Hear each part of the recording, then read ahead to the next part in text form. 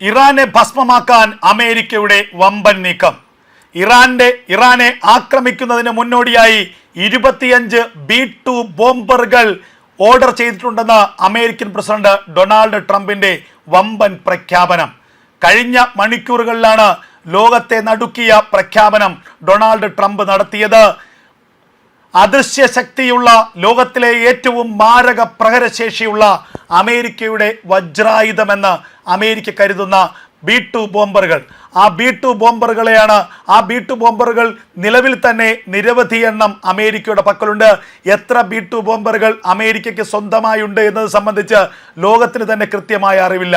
അപ്പോഴാണ് Donald Trump പുതിയൊരു പ്രഖ്യാപനം നടത്തിയിരിക്കുന്നത്.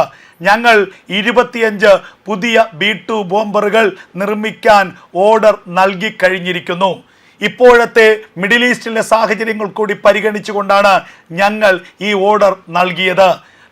ആകാശത്ത് ആർക്കും ദൃശ്യമാകാത്ത രീതിയിൽ, എന്നാൽ ശത്രുക്കളുടെ മേൽ മാരകമായ പ്രഹരമേൽപ്പിക്കാൻ കഴിവുള്ള, തീമഴ പെയ്യിക്കാൻ കഴിവുള്ള B-2 ബോംബർ ജെറ്റുകൾ ശത്രുക്കളുടെ മേൽ എല്ലാ തരത്തിലുമുള്ള ആക്രമണം നടത്താൻ കഴിവുള്ളതാണ്. ഇത് കേവലം ഡൊണാൾഡ് ട്രംപിന്റെ വീമ്പ് പറയലാണെന്ന് കരുതാനാകില്ല. കാരണം അമേരിക്ക എന്തോ കരുതി തന്നെയാണ്. അമേരിക്കയുടെ നിലവിലുള്ള 30ഓളം B-2 ബോംബർ ജെറ്റുകൾ, B-2 ബോംബർ ജെറ്റുകൾ ഗൾഫ് മേഖലയിൽ, B-2 ബോംബർ ജെറ്റുകൾ ഗൾഫ് മേഖലയിൽ, അതുപോലെ തന്നെ ഇറാനെ ചുറ്റിപ്പറ്റിയുള്ള മേഖലകളിലൊക്കെ തന്നെ ആകാശമാർഗം പലതവണ പറക്കൽ നടത്തി എന്നുള്ള വിവരങ്ങൾ പുറത്തു വരികയാണ്. ചില സാറ്റലൈറ്റ് ദൃശ്യങ്ങളിലൂടെ തന്നെ റഷ്യ ഇത് കൃത്യമായി തന്നെ മനസ്സിലാക്കിയതുമാണ്. F-15 ഫൈറ്റർ ജെറ്റുകൾ, അതുപോലെ F-35 ഫൈറ്റർ ജെറ്റുകൾ തുടങ്ങി അമേരിക്കയുടെ പക്കലുള്ള ഫൈറ്റർ ജെറ്റുകളുടെ 30% ഇപ്പോൾ ഗൾഫ് മേഖലയിൽ, പ്രത്യേകിച്ച് ജോർദാൻ, ഖത്തർ അടക്കമുള്ള അമേരിക്കയുടെ എയർബേസുകളിലുണ്ട്. ഇത് കേവലം ഒരു നിസാരമായ യുദ്ധസന്നാഹമല്ല എന്ന് കൃത്യമായി തന്നെ റഷ്യയും ഇറാനും ഒക്കെ മനസ്സിലാക്കുന്നു. അമേരിക്ക ഇറാന് നേരെ ഒരു ആക്രമണം നടത്താൻ ഒരുങ്ങിയാൽ ആ ആക്രമണത്തിൻ്റെ തുടർച്ചയായി മറ്റു പല രാജ്യങ്ങളിലേക്കും അമേരിക്കയുടെ യുദ്ധമുണ്ടാകാൻ സാധ്യതയുണ്ട്. അതിന് മുന്നോടിയായാണ് അമേരിക്ക തങ്ങളുടെ ആയുധ സമ്പത്തിനെ ഇത്രത്തോളം വിപുലീകരിക്കുന്നത്. മറ്റാർക്കും തന്നെ തങ്ങളെ തടുത്തു നിർത്താൻ കഴിയാത്ത തരത്തിൽ ഒരു യുദ്ധം ആരംഭിച്ചു കഴിഞ്ഞാൽ ആ യുദ്ധം അധിക കാലം നീട്ടിക്കൊണ്ടുപോകാൻ അമേരിക്ക താല്പര്യപ്പെടുന്നില്ല. എത്രയും വേഗം ആ യുദ്ധം അവസാനിപ്പിക്കണം. അതിന് അതിമാരകമായ പ്രഹരം ശത്രുവിന്മേൽ നടത്തണം. അതിന് ഏറ്റവും പറ്റിയ ആയുധങ്ങളിൽ ഒന്നാണ്, അല്ലെങ്കിൽ അതിന് ഏറ്റവും പറ്റിയ അമേരിക്കയുടെ പക്കലുള്ള വജ്രായുധങ്ങളിൽ ഒന്നാണ് B-2 സ്റ്റെൽത്ത് ബോംബറുകൾ. മാരകമായ പ്രഹരശേഷി നൽകാൻ കഴിവുള്ള B-2 സ്റ്റെൽത്ത് ബോംബറുകൾ. നമുക്കറിയാം, 2025 ജൂണിൽ ഇറാനെതിരെ ഇസ്രായേൽ നടത്തിയ ആക്രമണത്തിനിടയിൽ അമേരിക്കയും ഇറാനെ ആക്രമിച്ചിരുന്നു. ഇതുകൂടാതെ തന്നെ യമനിൽ ഹൂതികൾക്കെതിരെ അമേരിക്ക ആക്രമണം നടത്തിയിരുന്നു. ഈ ആക്രമണങ്ങളിലൊക്കെ തന്നെ B-2 സ്റ്റെൽത്ത് ബോംബറുകളാണ് അമേരിക്ക ഉപയോഗിച്ചത്.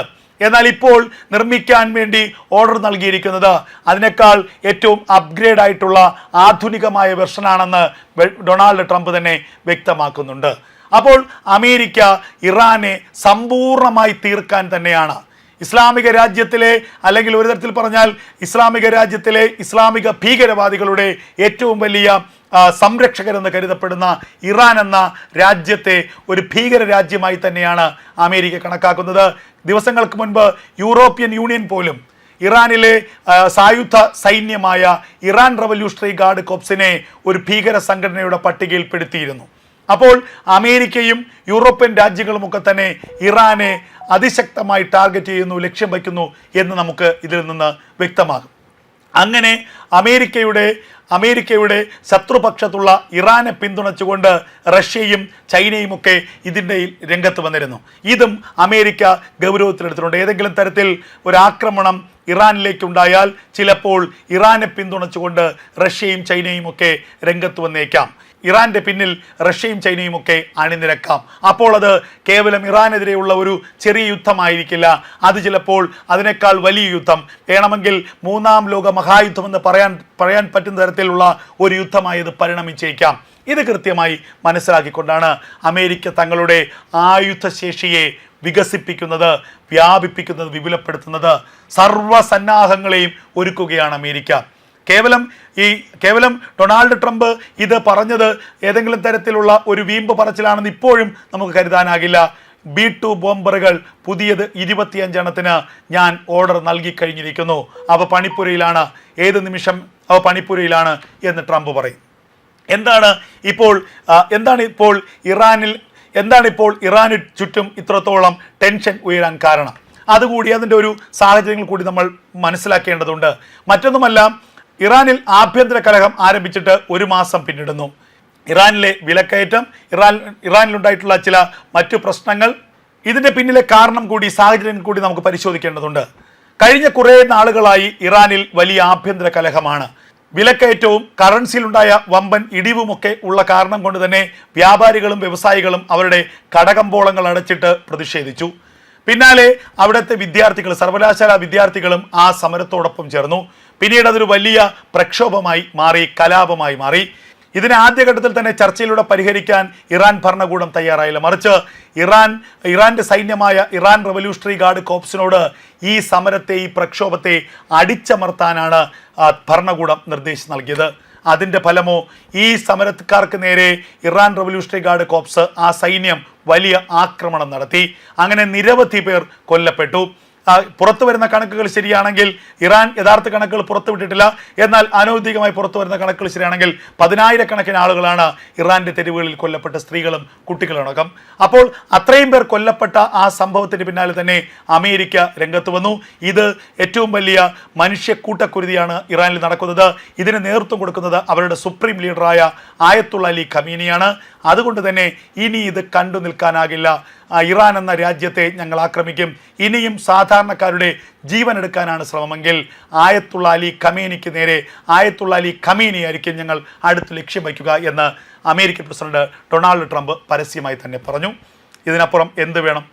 എന്തായാലും ഒരു കാര്യം, ഇതോടുകൂടി ആ മേഖലയിലെ വലിയ സംഘർഷം വർദ്ധിച്ചു. പിന്നാലെ ഇറാന്റെ പരമോന്നത നേതാവ് തന്നെ അമേരിക്കയെ വെല്ലുവിളിച്ചു, ഡൊണാൾഡ് ട്രംപിനെ വെല്ലുവിളിച്ചു.